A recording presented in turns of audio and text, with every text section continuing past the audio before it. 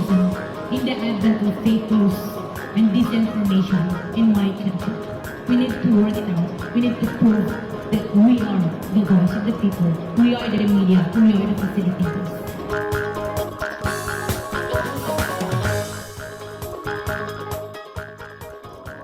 Aniya na ang mga balita nga nahagpat sa Newsline Philippines Information Center. Ako si Paul Palacio. Tutok na!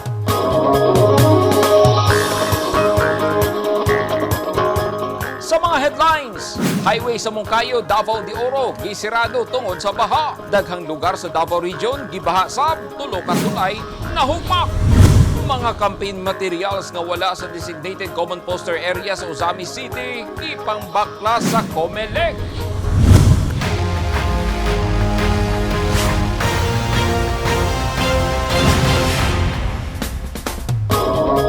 Sa detalye sa atong mga balita, wala una paagi sa Municipal Disaster Risk Reduction and Management Office sa Moncayo, Davao de Oro ang National Highway partikular sa Purokwan, poblasyon tungod sa kalit nga pag-awa sa Agusan River nga usa sa mga tributary ang anaa sa lungsod. Sumala ni Alice Cabunok, ang Municipal Disaster Officer sa Moncayo. Delikado alang sa mga motorista ang pagsubay sa highway sa approach sa Calao Bridge nga mas duol nga kalsada pasulod sa lungsod tungod sa lawom nga tubig baha. Hinuon giabisuhan ang mga motorista nga moagi sa diversion road nga alternatibong dalan pasulod o pagawas sa sentrong bahin sa Moncayo. Ang lungsod maoy catch basin sa mga tubig baha gikan sa Compostela, New Bataan ug Maragusan nga nakasinati sa og pagbaha.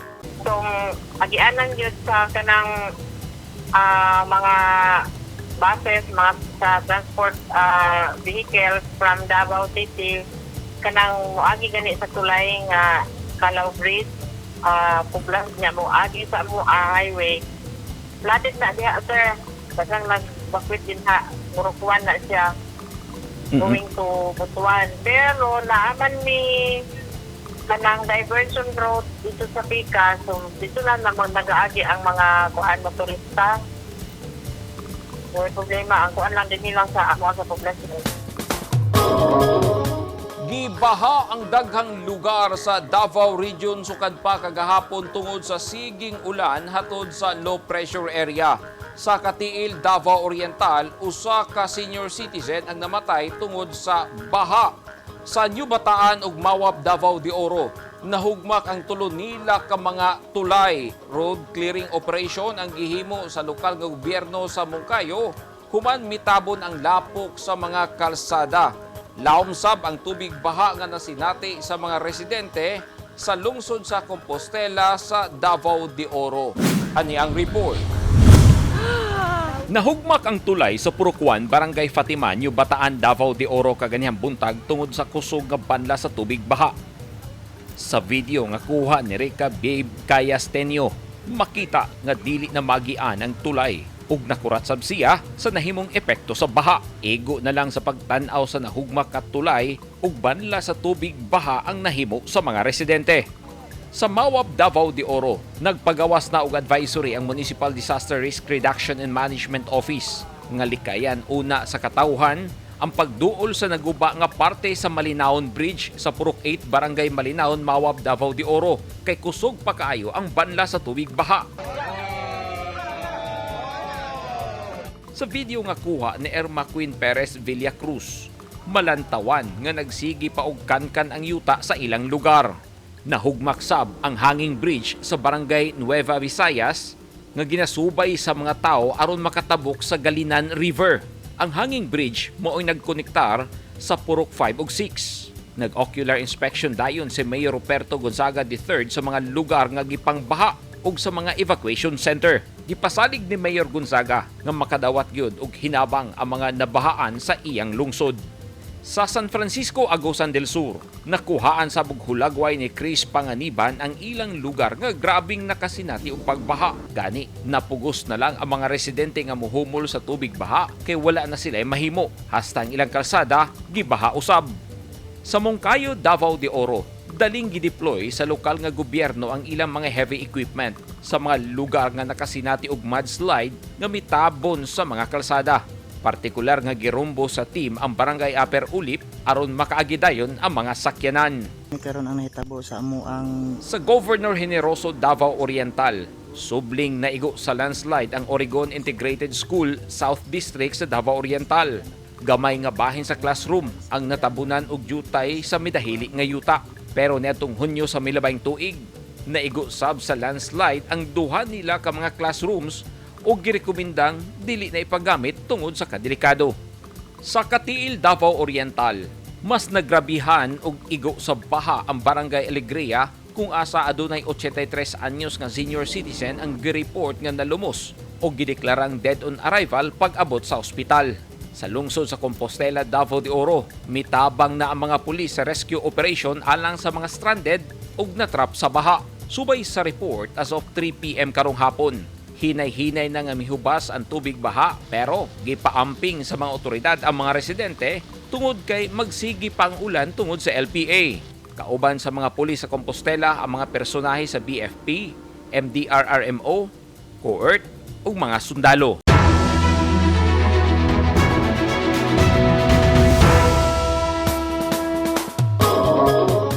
Naglusad og Operation Baklas ang Commission on Elections kon COMELEC sa Ozamis City og daghang campaign materials ang nahipos nga wala sa designated common poster area.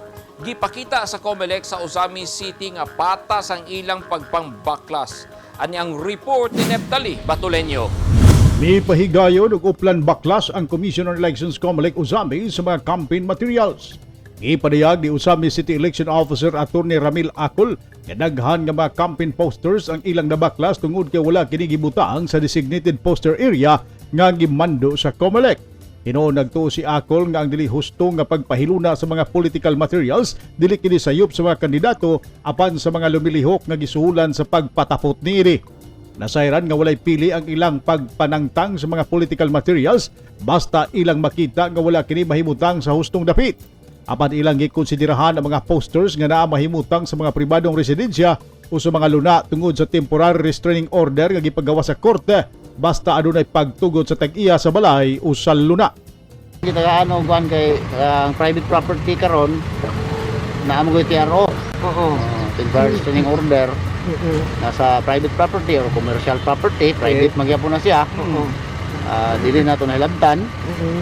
Dayon kini lang sa walay mga tao gyud o kini sa mga kahoy. Giyawhag usab ni Acol ang tanan nga mga politiko sa Ozamis City nga pahimangnuan ang ilang mga sinuhulan o mga supporters nga sundon lang ang lagda sa COMELEC sa pagbutang sa mga campaign materials. Neptali Batuleño, Newsline Philippines, Province of Misamis Occidental. Stay safe. Maminosa na og jutay ang mga food waste sa Davao City human giturn over ang upat ka mga 40-footer refrigerated container van ngadto sa lokal nga gobyerno sa Davao. Gamiton kini sa mga produkto sa mga mag-uma aron dili dayon madaot. Anyang report ni Eugene Hinutan. Nakabaton og upat ka bag-ong 40-footer refrigerated container van ang Davao City Food Terminal Complex sa Daliao, Turil human giturn over kagahapon Abril 5 nga nagkantidad og 17,363,200 pesos. Dako kining tabang sa mga mag-uuma sa Davao City ingon man sa Rehiyon 11 sanglit aduna na sila'y kabutangan sa ilang mga over-harvest nga produkto atol sa harvest seasons, partikular na ang mga gulay ug prutas aron dili dayon madaot. Makatabang sab ang mga refrigerated container van nga malikayan ang food poisoning ingon man masolusyonan ang problema sa food waste. Ang cold storage facility usa ka komponent sa Regional Food Terminal Program sa National Food Authority kon NFA ug Food Terminal Incorporated kon FTI. Ang pondo nga gipalit sa pasilidad gikan sa FTI Corporate Operating Budget. Sa karon dili pa magamit sa mga mag-uuma ang refrigerated container van sanglit. Mag-meeting pa ang Davao City Agriculturist Office kuyog ang Davao City 19 Council aron masabutan kung unsa ang mga pamaagi o galing ipagamit na kini. Lauman nga magamit kini sa mga mag-uuma ug asosasyon sa dili madugay. Sa kinatibuk-an, dunay 7 ka refrigerated container van sa food terminal sa Daliao ug ang tulo niini gikan sa Department of Agriculture. Mitambong ato sa turnover ceremony kagahapon silang Davao City Acting Mayor Sebastian Basti Duterte, City Agriculturist Leo Brian Leuterio, NFA Administrator Attorney Judy Carol Dansal, FTI President Robert Tan ug NFA 11 Manager Dayan Silva. Eugene Hinutan, Newsline Philippines, Davao Region. Stay safe. At tangi! Hapit 500 ka mga babaeng PNP applicants sa PRO 11 gipangkuhaan og BMI. Og DCPO nakaplastar na ang seguridad para sa Semana Santa.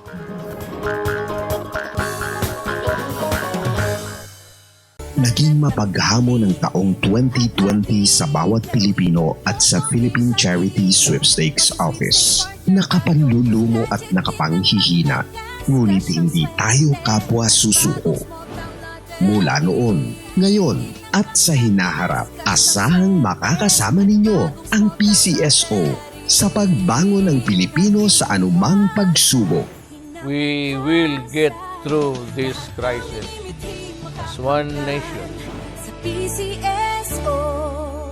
Ang mga taong dunay mga ginahambin nga mga grabing mga balatian o comorbidity, hilabi na ang mga senior citizens, sila ang mas delikado nga maigo sa coronavirus disease COVID-19. Busa dubling pag-amping ang himuon og tambali ang mga ginahambin nga mga sakit. Ang pagtumar sa Bilonga Gold Herbal Capsule is a food supplement makatabang aron mapunggan nga musamot ang mga balatian. Turmeric uluyang dilaw ang nagunang sagol sa Bilonga Gold. Gisagulan og sodium ascorbate o vitamin C aron mas mulig-on ang immune system. Ang Bilonga Gold Herbal Capsule mapalit sa mga butika.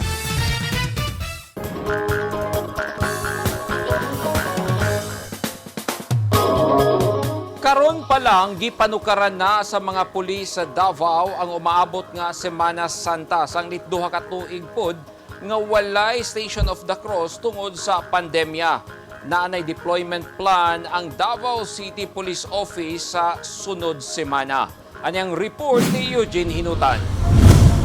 Sulod sa duha ka tuig nga walay gipahigayong aktibidad subay sa Semana Santa tungod sa pandemya, gihan ay na sa Davao City Police Office ang pag-deploy sa ilang mga personahe sa Semana Santa sunod semana.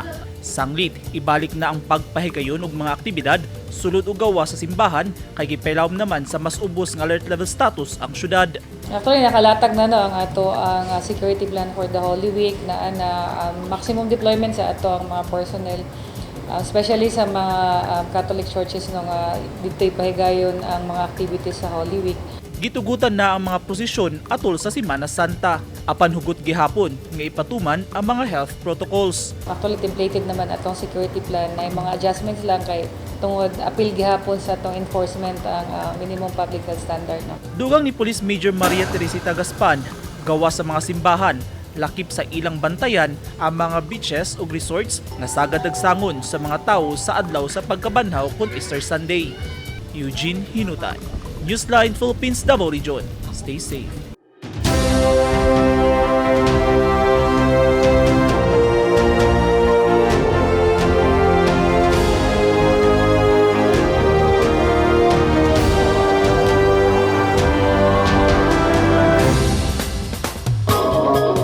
This portion is brought to you by Toyota.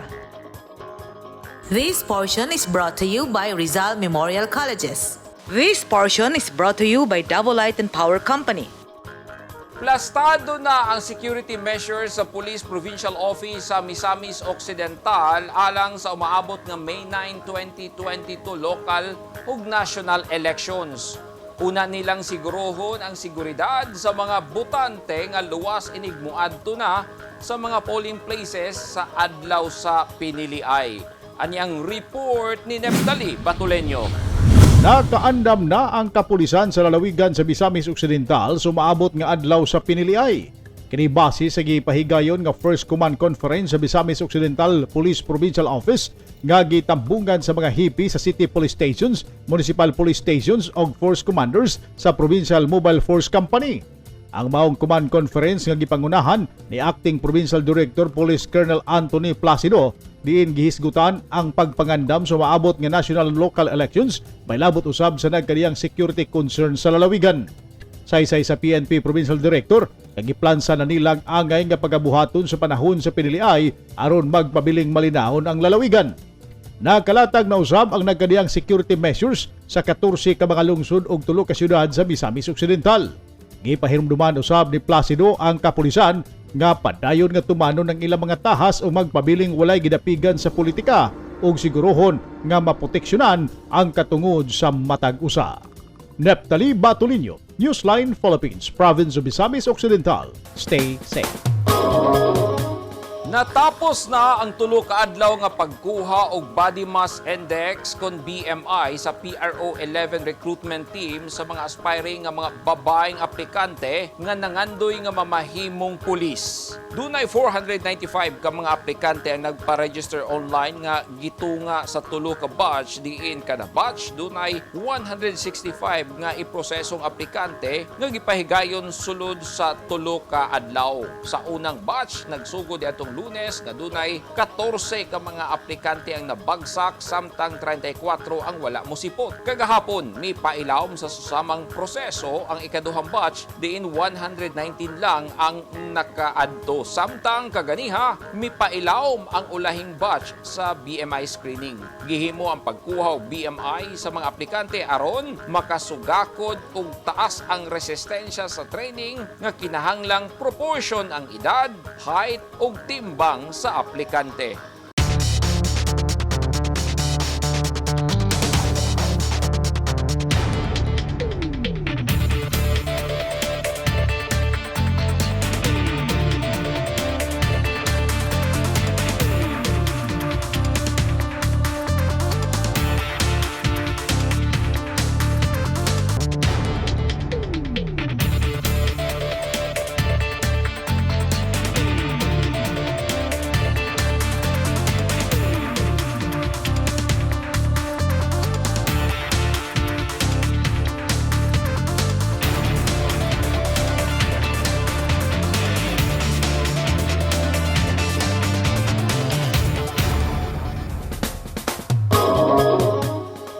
Ugmaw kadto naghingpit sa mga balita nga nahagpat sa Newsline Philippines Information Center. Alang sa dugang balita, bisitaha ang website nga www.newsline.ph. Sa Facebook page, Instagram, newsline.ph. O sa Twitter, newsline.ph. Kung aduna mo'y mga balita o impormasyon sa inyong tagsa-tagsa ka mga lugar sama sa sunog ug baha, mamahimo ka na ninyong i-share pinaagi sa Newsline Messenger. Makita o sabi ninyo sa Channel 49 o Channel 50 sa NCTV and Cable TV sa North Cotabato. O subscribe kita sa YouTube channel sa Newsline Philippines. O syempre sa app nga TikTok. Ako si Paul Palacio. Daghang salamat and stay safe!